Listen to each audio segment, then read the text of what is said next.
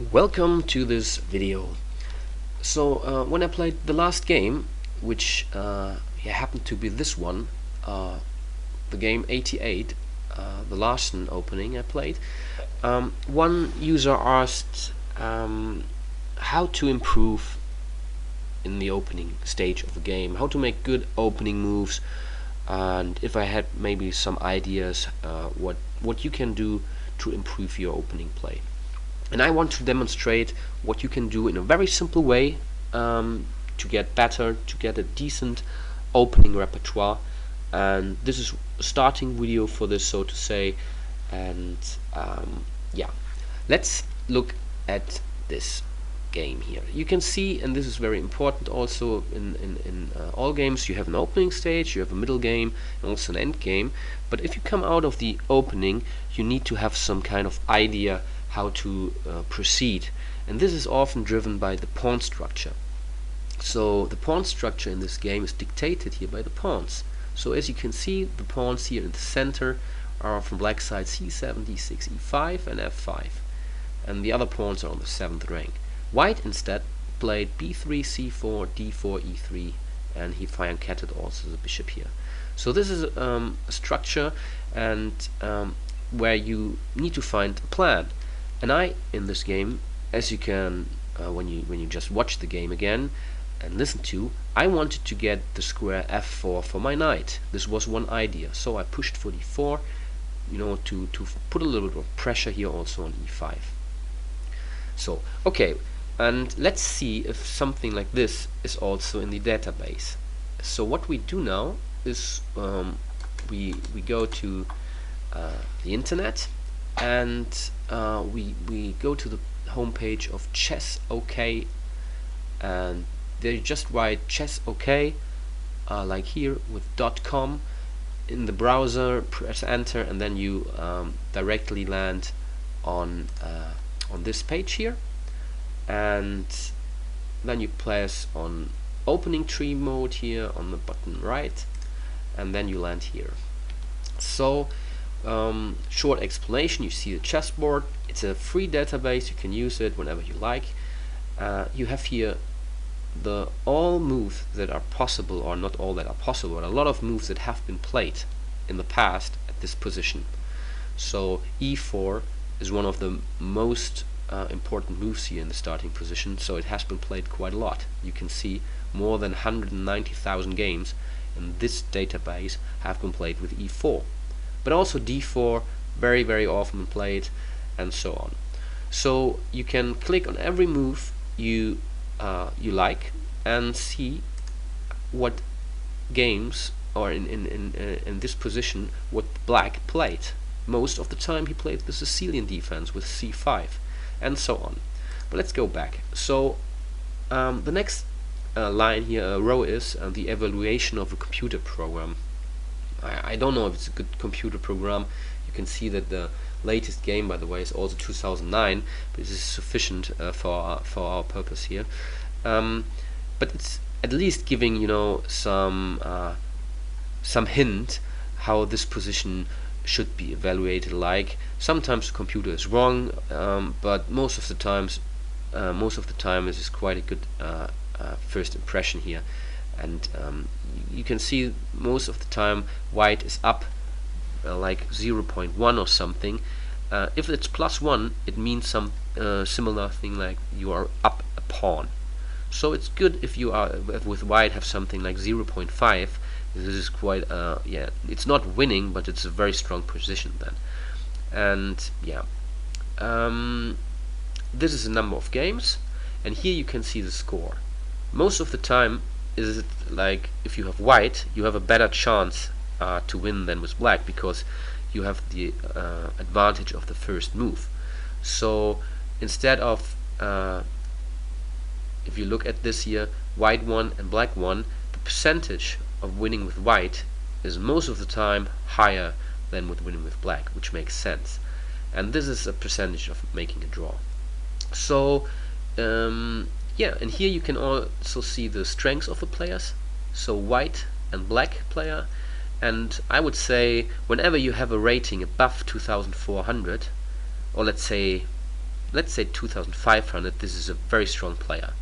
Yeah, and the higher the rating, I mean, the more you can be almost sure that this is a quite a good move for a beginning chess player to play.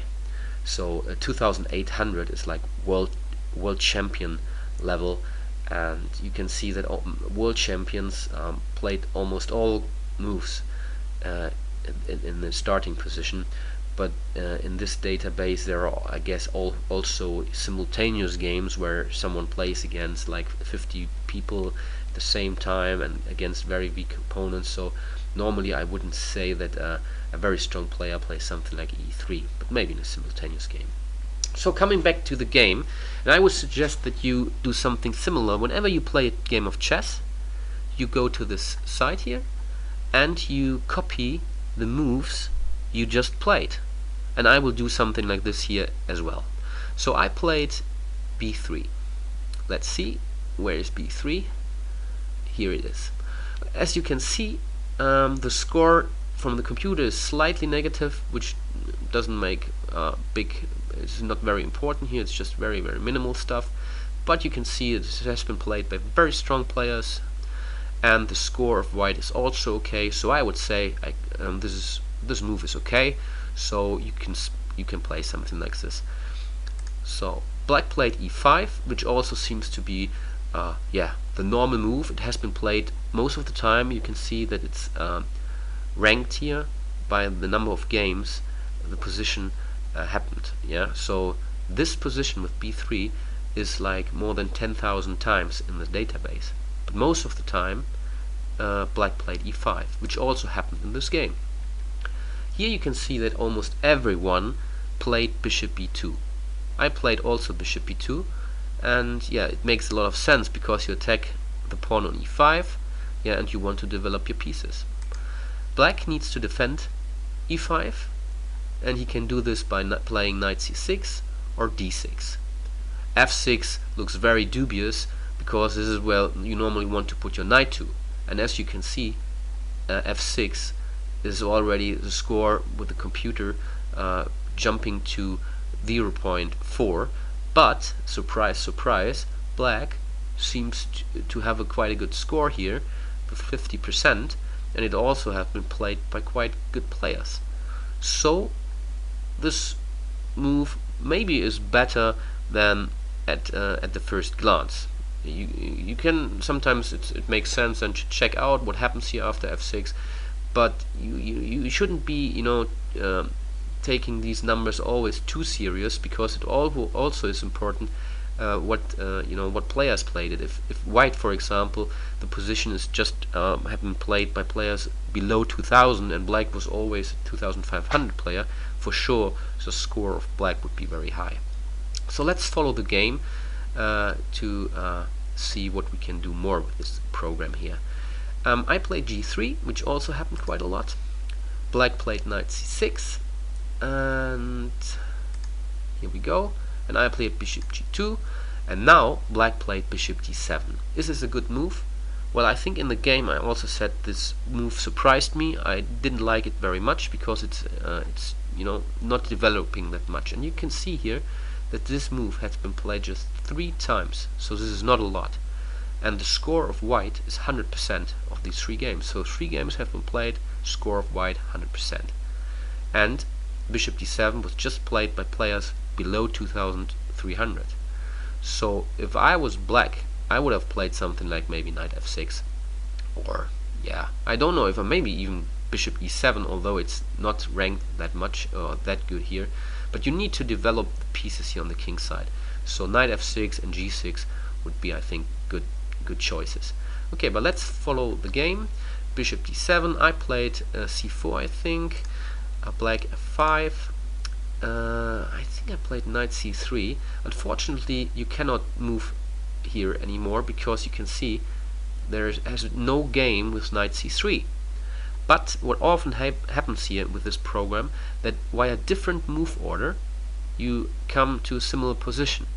So we just click here through the game and further, so you can see that we don't have the move bishop e6, which black later on played, but it doesn't matter. We just try to develop the pieces very similar to our game. Just let's check it again. So here you can see it. I put the knights here on e2, c3, and yeah, black put his bishop here on e7 and knight f6. Okay. So knight e2, bishop e7, knight c3, and yeah, I pushed for d4. So although black didn't castle, we make just some more moves, and here hopefully, yeah, here we can see that d4 was taking place. And the other idea would be in this position to play d3, but when you again listen to the video, I said, okay, I want to play d4 also to fight maybe for the square f4 for my knight, because whenever this pawn here moves either to e4 or he takes here, the square f4 becomes very weak from black's perspective, and I can jump with the knight to f4. So this was the idea, and this is why I played d4. And in this game here, black played e4, and you can see it was a very similar idea as well of white. Yeah, and by the way, as you can see, it switched a bit here. The game now we are following a game of Kasparov playing against Phil Taylor. I guess this was maybe a simultaneous game or something, because as you can see, his opponent was round 2000, and yeah, the score of this game already is very much in white's favor. He has very nice knights, and yeah, as you can see, also he managed to win. But it doesn't surprise us, because the rating difference is very high. Yeah, so try it out. The next game, whenever you start with e4, just check what your opponent played and your moves, and if these moves are in accordance with the rules I just said, try to play moves which strong players played, buff 2500, and maybe also on top where the score is quite good for white and the evaluation is not making a big move down in the evaluation. Yeah, so I hope you liked this video. Whenever you have other questions or wishes, just let me know, so we have a mix of videos and not just these 5-minute blitz games. Thanks for watching.